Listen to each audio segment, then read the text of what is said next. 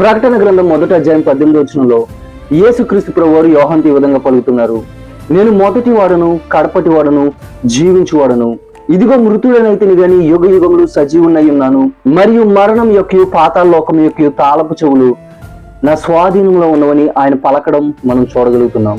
ఈ అధ్యాయాన్ని మనం గమనించినప్పుడు అపోస్తులైన యోహాను పద్మాసు దీపంలో ఖైదీగా ఉన్న సమయంలో యేసుక్రీస్తు ప్రభువారు అతనికి ప్రత్యక్షమై అంత్యకాలంలో జరగబోతున్న సంగతులను అతనికి ప్రత్యక్షపరుస్తూ అతడు ఆయన తేజస్సును చూచి చచ్చిన వాడిలాగా పడి ఉన్న సమయంలో యేసుక్రీస్తు వారు అతన్ని మాటలతో బలపరుస్తున్నారు.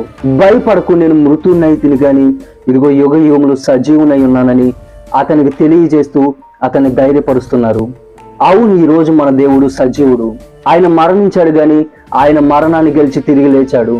ఆయన సజీవుడుగా ఉన్నాడు. కాబట్టి మనం దేని విషయమై భయపడాల్సిన అవసరం లేదు. ఆయన మన జీవితంలో ఏ కార్యాన్నైనా చేయగలిగిన సమర్థుడు. ఆయన మరణాన్ని గెలిచిన గొప్ప దేవుడు. ఆయన మనకి కూడా ఆ మరణంపై విజయాన్ని ఇవ్వగలుగుతాడు. ఈ రోజు ఆయన మరణం